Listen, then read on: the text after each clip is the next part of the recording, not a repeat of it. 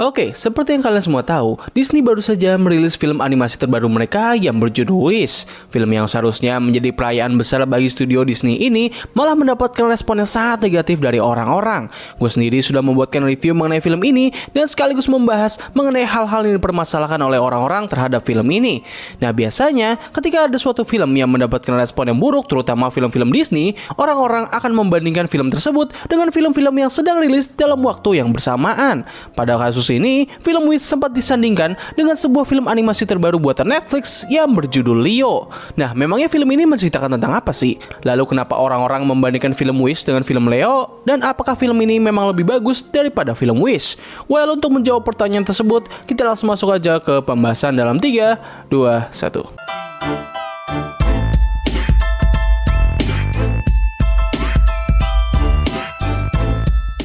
Leo merupakan film animasi terbaru buatan Netflix yang ditulis dan diproduksi oleh seorang aktor komedian yang cukup terkenal di Hollywood, yaitu Adam Sandler.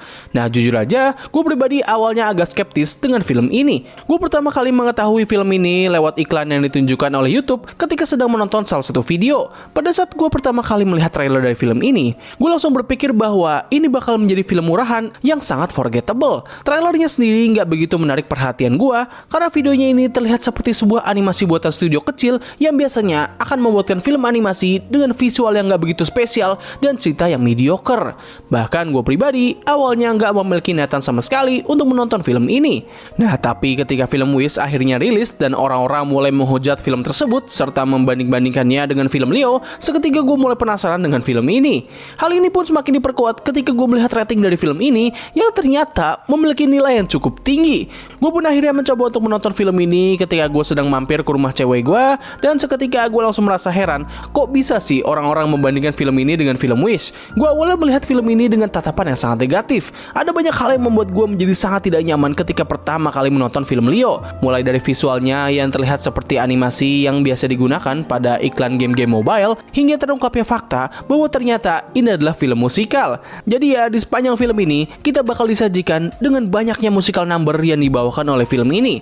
Pada pembuka film, gue sangat terkejut dengan kemunculan musikal number yang gue rasa sangat cringe pada saat pertama kali mendengarnya.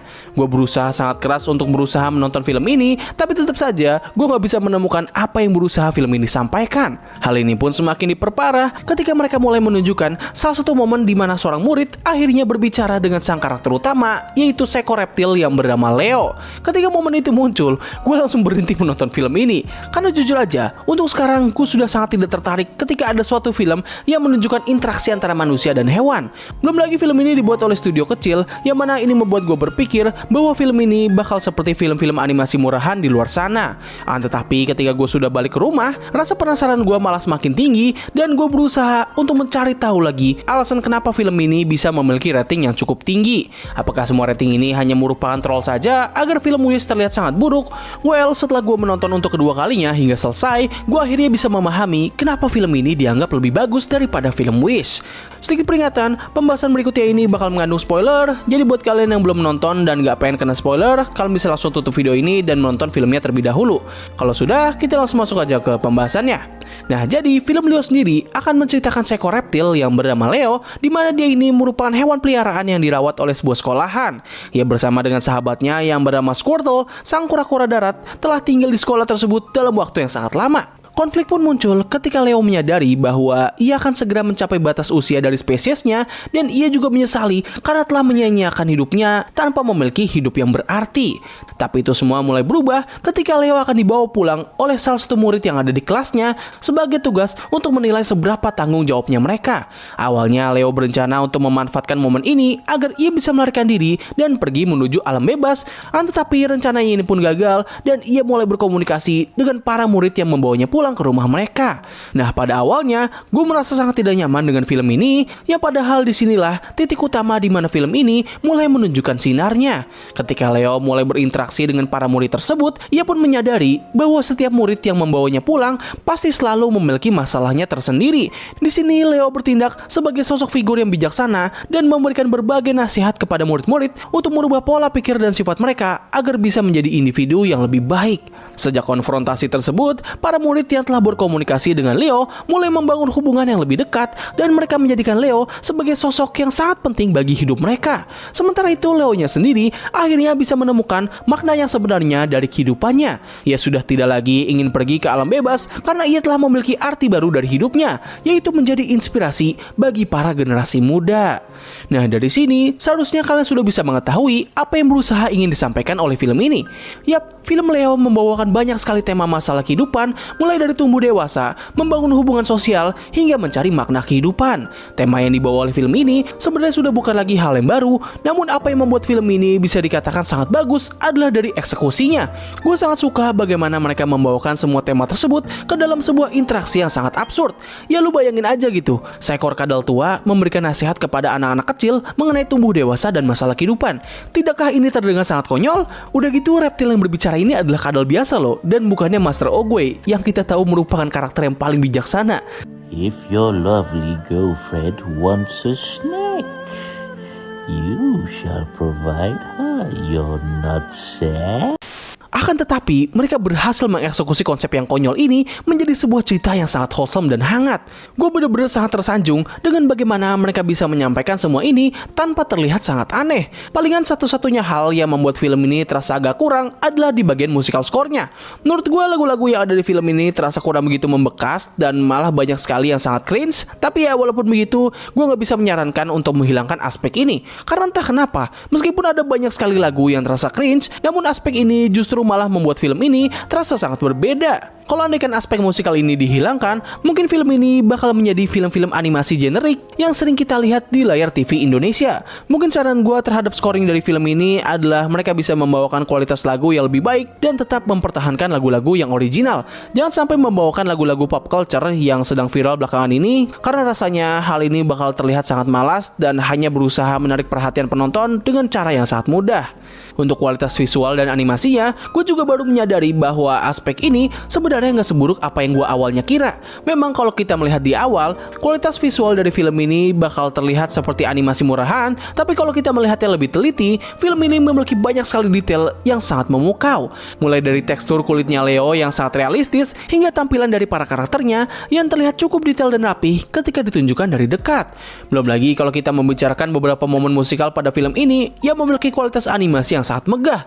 Gue sangat suka bagaimana mereka memiliki berbagai macam visual dan animasi yang berbeda pada setiap lagu, yang mana ini juga lah yang membuat gue berpikir untuk tidak menghilangkan aspek musikal dari film ini. Selain itu, penggambaran karakter pada film ini juga terbilang sangatlah bagus. Hampir setiap karakter yang ada di film ini bisa memiliki identitas dan ciri khasnya tersendiri. Ini merupakan hal yang sangat luar biasa loh, karena film ini sendiri punya banyak banget karakter, tapi entah bagaimana mereka semua bisa tersorot dengan sangat pas. Kayak contohnya setiap murid pada film ini pasti memiliki kepribadian dan masalahnya tersendiri, yang mana hal ini membuat mereka sangat mudah untuk dibedakan dan kita lebih mudah untuk bisa bersimpati kepada mereka. Gak cuma dari para murid, gue juga cukup tertarik dengan karakter guru yang ada di film ini, yang awalnya gue kira bakal menjadi tipikal antagonis yang rendahan seperti karakter-karakter antagonis pada film-film animasi generik. Namun ketika mau menuju akhir film, gue bisa melihat bahwa ia juga hampir sama seperti murid-murid lainnya, sama-sama memiliki masalah dan butuh sosok yang bisa menyadarkan kesalahannya. Perlu diingat bahwa apa yang gue jelaskan barusan adalah penggambaran karakter sampingannya loh. Kalian bisa bayangin aja lah gitu, mereka bisa melakukan hal itu semua dengan durasi yang tidak terlalu panjang. Gak hanya karakter sampingan, karakter utamanya sendiri pun juga memiliki kualitas yang sangat baik. Sifat karakternya sangatlah likable, penggambaran masalah karakternya pun juga sangat mudah untuk dipahami, dan paling penting adalah performa yang diberikan oleh Adam Sandler. Jujur aja, suara beliau pada film ini sebenarnya terasa kurang begitu enak untuk didengar, tetapi di waktu yang bersamaan, suaranya ini sangatlah cocok dengan karakternya yang merupakan seekor kadal tua. Suaranya seperti seseorang yang mau menuju ajalnya, namun masih sempat untuk memberikan nasihat yang bijak. Film ini semakin menunjukkan bahwa Adam Sandler sepertinya memang sangat cocok untuk berada di industri film animasi. Setelah sebelumnya ia memberikan performa yang sangat luar biasa sebagai karakter Dracula dari film Hazbin Hotel, maksud gua Hotel Transylvania. Sekarang ia menunjukkan karismanya sebagai seorang kadal yang bijaksana. Ya memang ini terdengar gak begitu keren, tapi percayalah, kalau kalian mengikuti karir dari beliau ini, kalian pasti bakal sangat mengapresiasi performanya di film ini. Nah, jadi dari apa yang telah gue jabarkan dari film Leo, lalu apa sih yang membuat film ini memang bisa disandingkan dengan film Wish dan sekaligus dianggap lebih baik? Pertama, alasan kenapa film ini disandingkan dengan film Wish adalah karena kedua film ini sama-sama memiliki genre musikal. Sebenarnya untuk aspek ini bakal sangat subjektif karena ya ini semua bakal kembali ke selera masing-masing. Kalau dari gue pribadi, gue lebih memilih film Wish kalau kita ngomongin soal lagu-lagu yang enak untuk didengar. Tapi kalau kita ngomongin soal makna dari lagu-lagu yang dibawa, rasanya film Leo memiliki deretan lagu dan lirik yang jauh lebih baik, hanya saja dengan penyampaian yang agak kurang. Nah, hal kedua yang membuat film ini disandingkan oleh orang-orang adalah tentunya karena orang-orang sangat suka ketika melihat Disney mengalami keruntuhan. Tidak bisa dipungkiri bahwa sekarang ini orang-orang udah banyak banget yang sangat membenci dengan Disney. Jangankan menonton filmnya, mendengar Disney membuat film saja, mereka sudah langsung memiliki prasangka yang sangat negatif terhadap film tersebut tanpa melihat terlebih dahulu isi dari filmnya. Jadi ya nggak heran kalau Disney membuat film baru, lalu film tersebut ternyata gagal, lalu ada film lain yang memiliki performa yang lebih baik, pastinya orang-orang bakal membandingkan kedua film ini. Nah, tapi untuk kasus film Leo, menurut gua ini merupakan perbandingan yang sangat menarik karena kedua film ini memiliki satu aspek yang sama. Apa yang membuat film Leo menjadi sangat bagus dan layak diapresiasi adalah karena film ini berhasil mengeksekusi konsep yang sangat absurd. Film ini sebenarnya memiliki premis yang gak begitu mewah dan baru, malahan menurut gua, premis yang ditawarkan oleh film Wish terasa lebih unik dan memiliki banyak sekali potensi. Tetapi film Leo jauh lebih berhasil dalam mengeksekusi premis yang mereka bawa. Itulah alasan kenapa orang-orang menganggap bahwa film Leo dianggap jauh lebih baik ketimbang film Wish. Premis mereka tidaklah original dan baru, namun ketika mereka mengeksekusinya dengan sangat baik, maka hal ini akan menghasilkan sebuah cerita yang sangat unik dan juga beda. Lalu apakah menurut gua film Leo memang lebih baik daripada film Wish? Well, gua agak sulit sih untuk menjawab pertanyaan ini, karena kedua film ini sama-sama memiliki kelebihan dan juga kekurangan. Oh iya, gue lupa menyebutkan bahwa salah satu kekurangan terbesar dari film Leo ini adalah pada bagian akhirnya yang terasa kayak kurang megah aja gitu. Gue berharap bahwa Leo ini memang benar-benar bakal meninggal dan kita akan ditunjukkan dengan momen kesedihan dari para murid yang telah kehilangan sosok yang telah merubah hidup mereka. Kalau itu benar terjadi, wah udah dah, gue bakal jadikan film ini sebagai salah satu kandidat film terbaik di tahun ini. Tapi ya, walaupun tidak seperti apa yang gue harapkan, setidaknya ending dari film ini nggak terlalu buruk-buruk banget lah dan masih membuat film Leo layak dikatakan sebagai film animasi yang sangat bagus. So, mungkin itu saja sih yang bisa gue bahas pada video kali ini. Tulis pendapat kalian mengenai film ini dan juga topik yang sedang gue bawa di kolom komentar di bawah. So, terima kasih atas waktu yang telah kalian luangkan untuk menonton video gue. Gue undur diri, sampai ketemu lagi di video selanjutnya. Bye!